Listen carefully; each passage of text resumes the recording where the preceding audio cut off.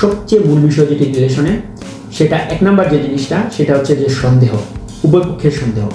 এই ক্ষেত্রে আমাদের লয়াল থাকতে হবে। 2 হচ্ছে প্যারেন্টশিপটাকে বোঝা, মানে কি অভিভাবকত্ব।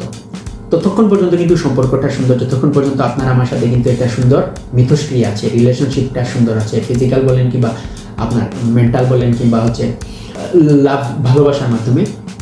ভেজালটা লাগে কোন সময়? যে সময় সন্দেহ ঢুকে, যে সময় একজন আরেকজনের কথা বলছি না, প্যারেন্টিং হুড যেটা, তার মানে হচ্ছে অভিভাবকত্ব। এই তুমি এত রাত পর্যন্ত বাইরে আছো, বন্ধুর সাথে ঘুরতে যাবা না, এটা করতে যাবা না। আমরা যখন কোনো মানুষকে আবদ্ধ করে ফেলতে চাই, তখনই কিন্তু আমরা তাকে বিরক্তির প্রকাশে চলে আসি, মানে আমাকে সে দেখতে পারে না এই অবস্থায় চলে আসে। আমি যদি আপনাকে বলি সাকিব ভাই এর নিয়ে কিন্তু বের হতে পারবে না, কিংবা আপনার ওয়াইফ যখন বললো যে তুমি কিন্তু ওনার সাথে চলতে পারবে না, জিয়ান ভাইয়ের সাথে তুমি চলতে পারবে না, কিংবা আপনার গার্লফ্রেন্ড বললো যে জিয়ান ভাইয়ের সাথে এত ঘোরাঘুরি কি, তুমি 4টা পর্যন্ত এটা করবো, আপনি বললেন 5টা পর্যন্ত কিন্তু তোমাকে নামাজের সময় হচ্ছে তুমি নামাজ পড়তে হবে। তার মানে কি, আমরা যদি কাউকে, বাবা মারা যে ধরনের অভিভাবকত্ব আমাদের কাছ থেকে বললে তোমাকে পড়তে হবে, তোমাকে এটা করতে হবে, ওইটা করতে হবে, যখনই আমরা রিলেশনশিপে যখন আমরা মনে করি এই মানুষটা তো আমার হয়ে গেল, তাহলে আমি তাকে আমার মতো করে গড়ে তুলি, যখনই আমার হয়ে গেল বা আমার মতো গড়ে তুলি করাটা আমরা চিন্তা ভাবনা করা শুরু করি, সেই সময় আমাদের ভাঙনের শুরু হয়। ম্যারেজ লাইফেও একই। ঠিক আছে, আমরা তো 6 মাস 7 মাস সুন্দর মতো করলাম, এখন কিন্তু আমার জামাইয়ের একটা ভালো চাকরি লাগবে, এখন কিন্তু তোমাকে একটা ভালো পজিশনে যেতে হবে, এই তুমি কিন্তু অনেকদিন এই জায়গায় ওই জায়গায় গিয়েছো, এখন কিন্তু তুমি রাত বিরাতে বের হইতে পারো, আমাদের ভবিষ্যৎ আছে। এই যে যখন প্যারেন্টহুডটা চলে আসলো, প্যারেন্টহুডটাকে আমরা কেউ পছন্দ করি না, কারণ আমরা মনে করি কি এই তো আমাকে শেকলবন্দি করে ফেলছে, এই তো মনে হয় আমার স্বাধীনতা হরণ হয়ে যাচ্ছে, তখনই কিন্তু রিলেশনশিপ থেকে আমাদের সম্পর্কটা ভাঙা শুরু হয়ে যায়। তো সেই ক্ষেত্রে আমার মনে হয় যে এই বিষয়গুলোকে আমাদের আসলে আরেকটু ম্যাচিউরলি ভাবনা চিন্তা করা দরকার। আর তৃতীয় আরেকটি বিষয় থাকে, হুট করে আমাদের সম্পর্কে ফাটল ধরে যায়, এটা হচ্ছে কি কথার মনোমালিন্য।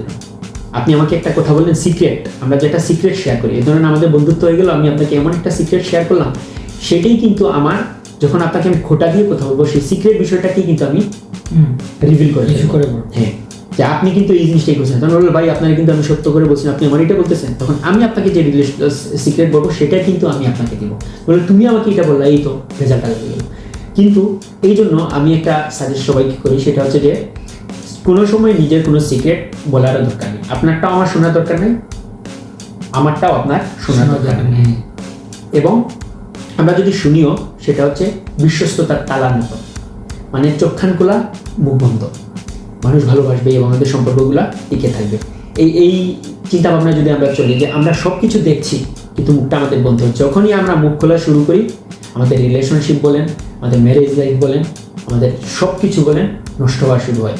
কারণ মুখটাই হচ্ছে আমাদের অনিয়ন্ত্রিত একটি মাধ্যম, যেটিতে আমাদের সম্পর্ক গড়েও দেয়, সম্পর্কটা নষ্টও করে। তো সেই ক্ষেত্রে আমাদের এই রিলেশনশিপটা আসলে কিভাবে আগাবে সেটা সম্পূর্ণ আমাদের দুজনের উপরে নির্ভর করে। এবং তৃতীয় পক্ষ আমাদেরকে কতটুকু, আমি যদি বুঝি যে হ্যাঁ এই কথাটা আরেকজনের কারণে আমাদের উপরে এফেক্ট আসছে, এটা আমাদের হয়তো সময় লাগে, রিলেশনটা যদি আপনি টিকিয়ে রাখতে চান, সেক্ষেত্রে আপনাকে স্যাক্রিফাইস করতে হবে, বুঝে স্যাক্রিফাইস করতে হবে, না বুঝে স্যাক্রিফাইস করতে হবে।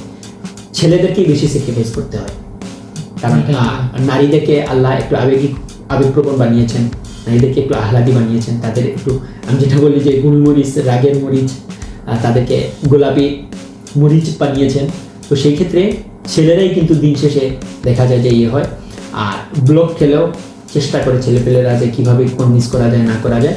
তো সেই ক্ষেত্রে রিলেশনশিপটাকে টক্সিক পর্যায়ে না নিয়ে যাওয়ার জন্য মেয়েদেরকে কিন্তু বুঝতে হবে কোন লেভেল পর্যন্ত আমি ছেলেটাকে কষ্ট দিব, কোন লেভেল পর্যন্ত আমি সম্পর্কটাকে বা ছেলেটাকে কষ্ট দেওয়ার মুডে থাকবো।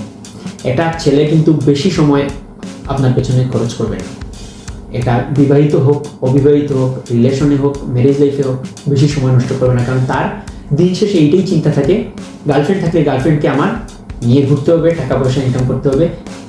বিবাহিত লাইফেও থাকে যে আমার স্ত্রী সন্তান থেকে কিন্তু আমাকে খাওয়াতে হবে। মেয়েদের কিন্তু এটা থাকে না, মেয়েরা রাগ দেখে বাপের বাড়ি চলে গেলো বা ইয়ে করলো। ছেলেদের কিন্তু বাপের বাড়ি যাওয়া নেই, শ্বশুর বাড়ি যাওয়া নেই। সেই একইভাবে রিলেশনশিপ ভেঙে গেলে বাবা মারা যখন মোবাইলটা নিয়ে যায় ইয়ে করে, তারা কিন্তু বন্ধুর ভাষাতেই যায়। তো ছেলেদের দিন শেষে দেখা যায় যে আসলে কোনো জায়গাতে যাওয়া নেই। এই বিষয়টা আসলে নারীদেরকে বা তার বেটার হাফকে কিংবা তার পার্টনারকে কিন্তু এটা বোঝা উচিত। তো দিন শেষে আমাদের ম্যাচুরিটি আমরা আশা করি এখন 2026 সাল চলে, সেই আগের আমলের মতো না। আর আমরা চেষ্টা করবো যে আমাদের যে রিলেশনটা রয়েছে অন্তত পক্ষে সেই রিলেশনটা রাখার। ধন্যবাদ জানাচ্ছি রিহান ভাইকে আপনি এত সুন্দর করে টপিকগুলো তুলে ধরার জন্য। বিশেষ করে আবারও দেখা হবে আপনাদের সাথে অন্য কোনো পর্বে। এতক্ষণ সাথে থাকার জন্য ধন্যবাদ। আসসালামু আলাইকুম।